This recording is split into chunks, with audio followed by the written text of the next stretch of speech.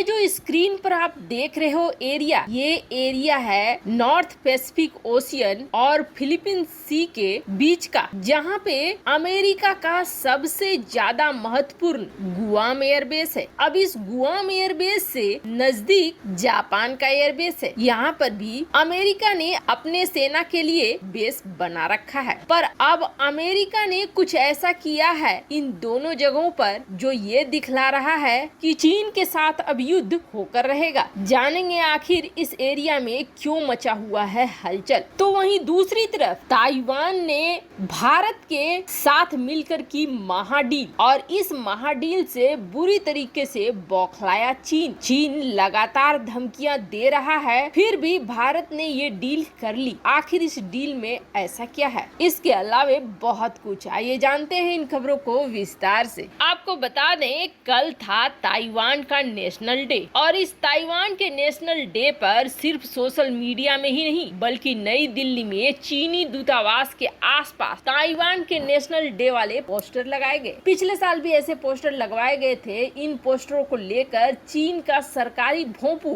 गोबर टाइम्स ने फिर से जहर उगला है, और वो भी जमकर। लेकिन इसके साथ साथ चीनी दूतावास के प्रवक्ता ने भी विरोध जताया है। चीनी दूतावास के प्रवक्ता ने कहा कि कुछ मीडिया और कुछ लोगों ने भारत में ताइवान की आजादी के लिए मंच दिया है, समर्थन किया है। इन लोगों ने दो चीन या एक चीन एक ताइवान की वकालत की है। इसने खुले तौर पर चीन के वन चाइना सिद्धांत का उल्लंघन किया है, और हम इसका पुरजोर विरोध करते हैं। इस तरह की सभी कोशिशें बेकार होंगी। वैसे आपको बता दें, इस वक्त ताइवान और चीन में चल रहे हैं पंगे, और ये पंगे बहुत ज्यादा बढ़ चुके हैं। बात इस हद तक आ चुकी है कि दोनों में जंग के हालात बन चुके हैं। चीन ने जहां अपने आक्रामक रुख में थोड़ी नरमी लाते हुए शांतिपूर्ण तरीके से विलय की बात की है, तो वहीं उसके जवाब में ताइवान की राष्ट्रपति ने कहा है कि किसी में ताकत नहीं है कि हमें झुकाकर मिला ले।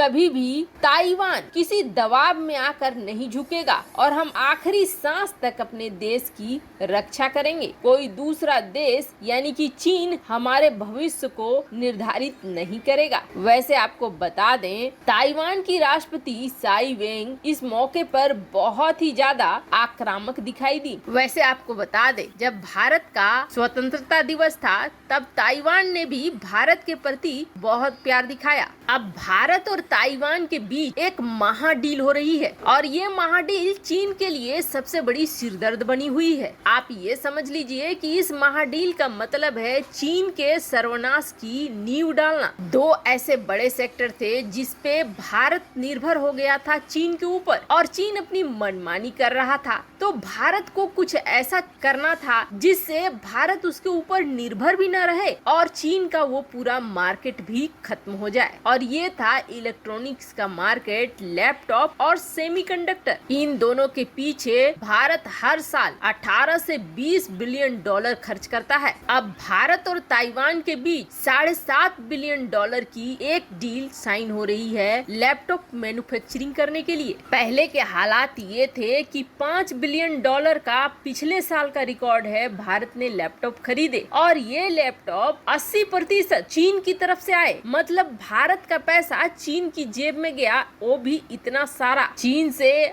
हमने पिछले साल 35,000 करोड़ का सिर्फ लैपटॉप इंपोर्ट किया। अब बाकी सामान आप जोड़ेंगे तो आप सोचिए कि चीन हमारे ही पैसे से हम पर ही वार करता है। अब भारत इस पैसे को हर हाल में बचाना चाहता था और किसी भी देश में जाने नहीं देना चाहता था। अब इसमें सबसे बड़ी मदद लेकर आया है ताइवान भारत के लिए। अब भारत और ताइवान में ये करार हो रहा है ताइवान की एसर कंपनी के साथ कि भारत में ही अब लैपटॉप मैन्युफैक्चर करने के लिए ताइवान की कंपनी भारत को मदद करेगी, और पूरे सेटअप में भारत के साथ संग संग चलेगी, जो भारत को अपने ही देश में लैपटॉप के विनिर्माण केंद्र बनाने में बड़ी मदद करने वाला है। अब इससे चीन चिढ़ा हुआ है क्योंकि चीन के मार्केट को खराब कर रहा है ताइवान, पर अब ताइवान ने भारत की बहुत बड़ी मदद कर दी है इस सेक्टर में। वहीं दूसरी तरफ चीन ने एक वीडियो हाल ही में रिलीज किया था। इस इस वीडियो में ये दिखलाया गया था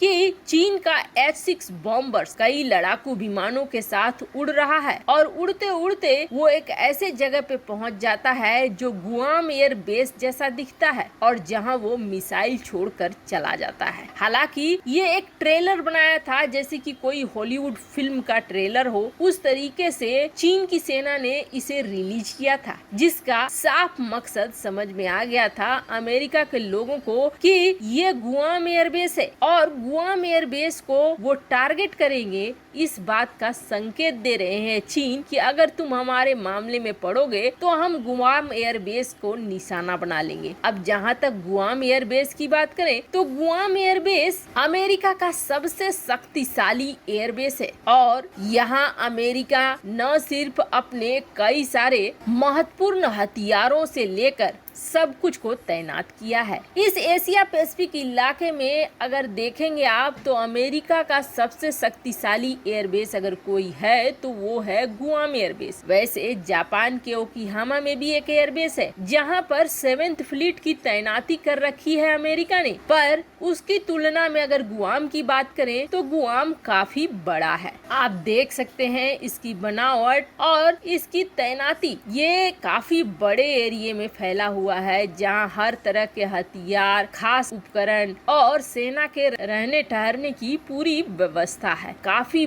बड़ा एरिया है, इसे आप देख सकते हैं। अगर जंग छिड़ता है इस इलाके में तो इसका बेहद खास रोल होने वाला है, क्योंकि यहाँ से नजदीक पड़ेगा चीन और अमेरिका के लगभग बीच में ये इलाका है। चीन भी इस बात को समझता है, इसलिए चीन इस एयरबेस को निशाना बनाएगा, ये निश्चित है। अब जहां इस इलाके में अमेरिकी सबमरीन्स घूम रही हैं और कथित तौर पर एक अमेरिकी सबमरीन या तो चीन के हमले का शिकार हुई है या हादसे का शिकार हुई है, लेकिन इसके बाद अमेरिका ने बड़ा एक्शन ले लिया है और अमेरिका ने इसके लिए इजराइल की मदद ली है। दरअसल अब गुआम एयरबेस को पूरी तरीके से लैस किया जा रहा है इजराइल के आयरन डोम से। चीन से बढ़ते हुए खतरे को देखकर अमेरिकी सेना गुआम नेवल बेस पर इजराइल की आयरन डोम सिस्टम को तैनात कर रही है। आयरन डोम की तैनाती का फैसला प्रशांत महासागर में चीन के आक्रामक रुख को देखने के बाद लिया गया है। अमेरिकी सेना आयरन डोम की 2 बैटरियों को गुआम में तैनात कर रही है। अमेरिका ने इजराइल से आयरन डोम सिस्टम के 2